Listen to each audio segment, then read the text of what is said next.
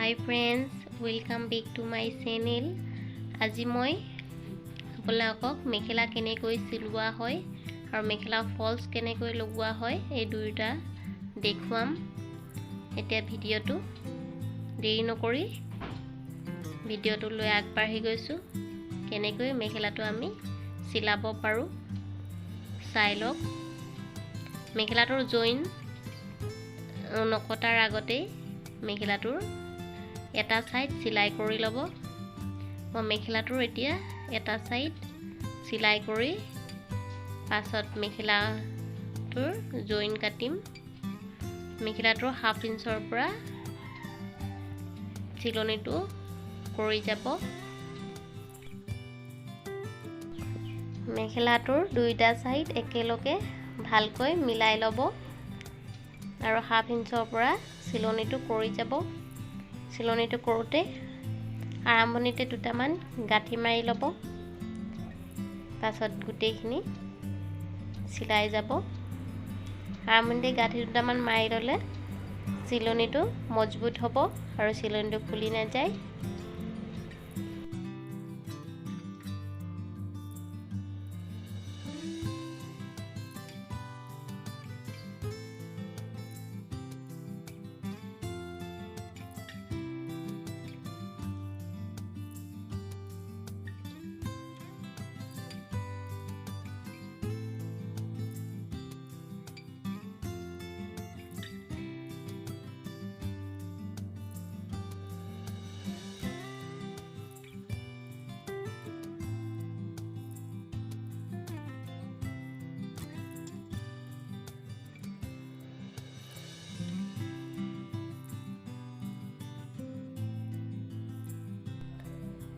ওপৰৰ ফালে half inch মান গেপ ৰাখিব মেখেলাৰ ওপৰৰ জইনখিনি কাটিবলৈ।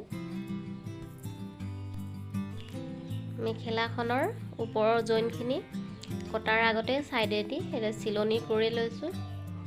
এটা সাইডৰ চিলনি কৰি লৈ ওপৰৰ জইনখিনি কাটিব, তেতিয়া কটাটো চিধা হয় আৰু ভাল হয়।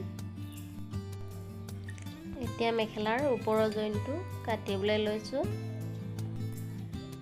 মেখেলাটো ভালকৈ মিলাই লৈ এটা মূৰৰ পৰা কাটি যাব।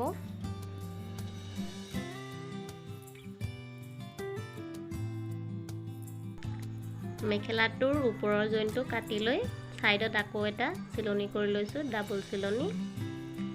আপোনালোকে ডাবল চিলনি কৰি ল'ব। মই ডাবল চিলনিটো দেখুৱা নাই কাৰণ চিলোৱা সিস্টেমটো একেই। এতিয়া মেখেলাখন চিধা কৰি ল'ব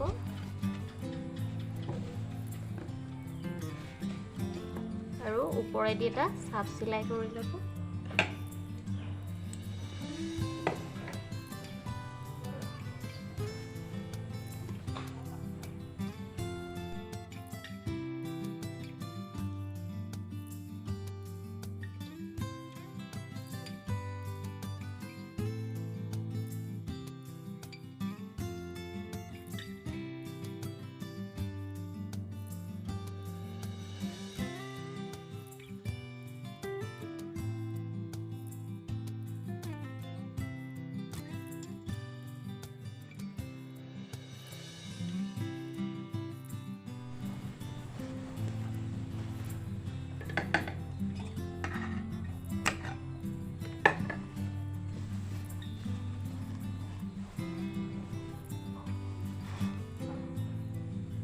দেখিব পাইছে ডাবল চিলাই কৰিলো আৰু ডাবল চিলাইৰ ওপৰত কাপোৰটো এটা সাইডে ভাঁজ কৰি ওপৰদি এটা চিলাই কৰিছো। একেবাৰে আগৰ চিলাইটো ওচৰেদি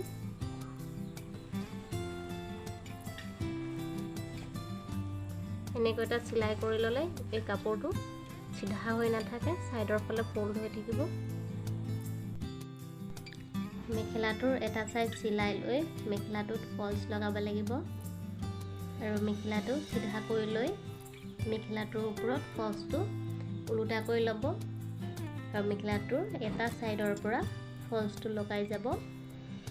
মেখেলাটোৰ লগত ফলসটো ভালকৈ মিলাই লৈ 2 পইণ্ট মানৰ পৰা চিলাইটো কৰি যাব লাগিব।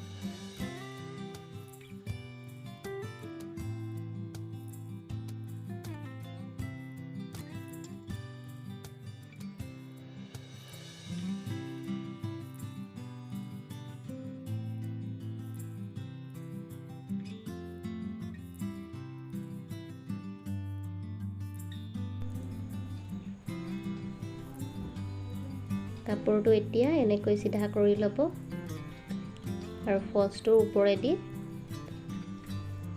এটা চাপ চিলাই কৰি ল'ব।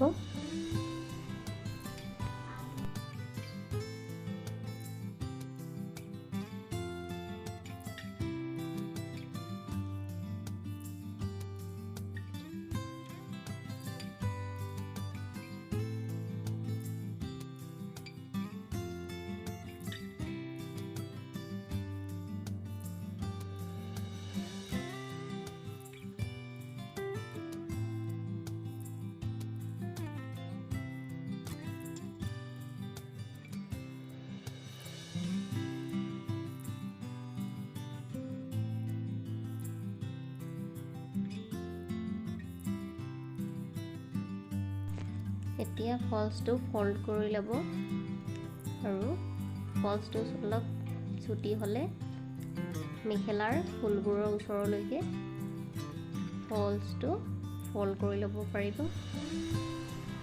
ওপৰৰ ফালে যেতিয়া অলপ কাপোৰটো বাঢ়ি যাব, ফলছটো ফল্ড কৰি এনেকৈ একেবাৰে ছাইডৰ পৰা এটা চিলাই কৰি ল'ব।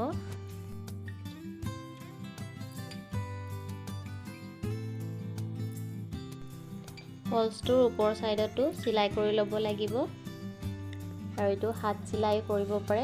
ওপৰ ছাইডত মই মেচিনেৰে চিলাই কৰি দিছোঁ। কাপোৰটোৰ ভাঁজটো ভালকৈ মিলাই লৈ এটা ছাইডৰ পৰা চিলাই যাব।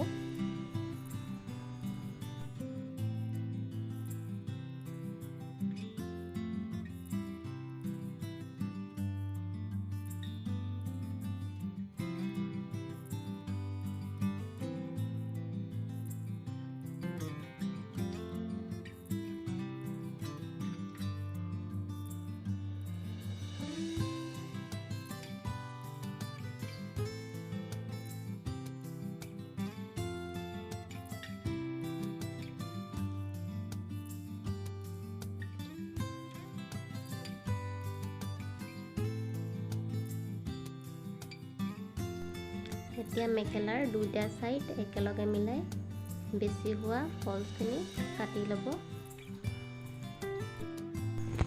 এতিয়া সিটো ছাইডৰ নিচিনাকৈ একেধৰণে ইটো ছাইডতো চিলাই যাব লাগিব। হাফ ইঞ্চৰ পৰা গাঁঠি দুটা মাৰি লৈ হাফ ইঞ্চৰ পৰা চিলাইটো কৰি যাব।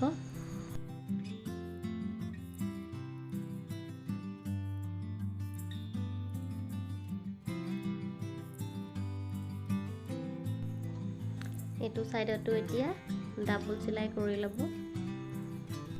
ডাবল চিলাই কৰাটো মই নেদেখুৱাওঁ, একেধৰণে আকৌ ওপৰেদি চিলাই ল'ব। ডাবল চিলাই কৰি লৈ ওপৰেদি এটা চাপ চিলাই কৰি ল'ব একেবাৰে ছাইডৰ পৰা।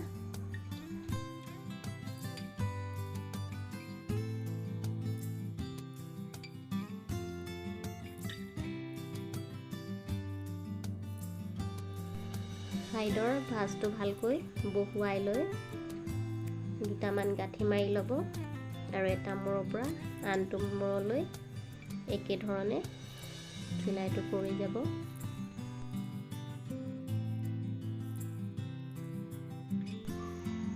মেখেলাখনৰ ওপৰ ছাইডটো এতিয়া ফল্ড কৰি চিলাই ল'ম। 2 ইঞ্চমান ফল্ড কৰি মেখেলাৰ ওপৰখিনি চিলাই ল'ম। ভিডিঅ'টো ক'তো স্কিপ নকৰি শেষলৈকে ভালদৰে চাব, নহ'লে ভালকৈ বুজি নাপাব। মই কম সময়ৰ ভিতৰতে ভিডিঅ'টো দেখুৱাবলৈ আৰু ভালকৈ বুজাবলৈ চেষ্টা কৰিছোঁ। আপোনালোকে সেইবাবে ক'তো ভিডিঅ'টো স্কিপ নকৰিব আৰু শেষলৈকে ভালদৰে চাব।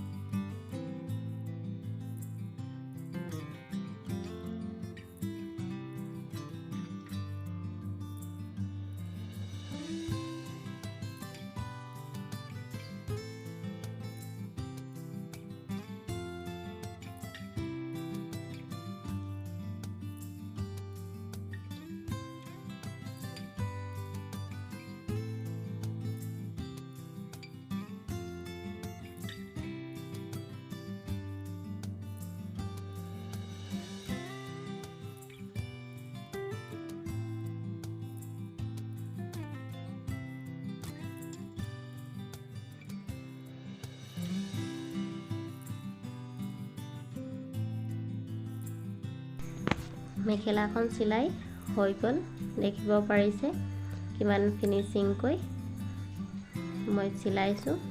ওচৰৰ পৰা চিলনিখিনি দেখুৱাই দিছোঁ, কিমান ছাইডৰ পৰা চিলনিটো কৰিছোঁ আৰু কিমান ভালকৈ চিলনিটো কৰিছোঁ।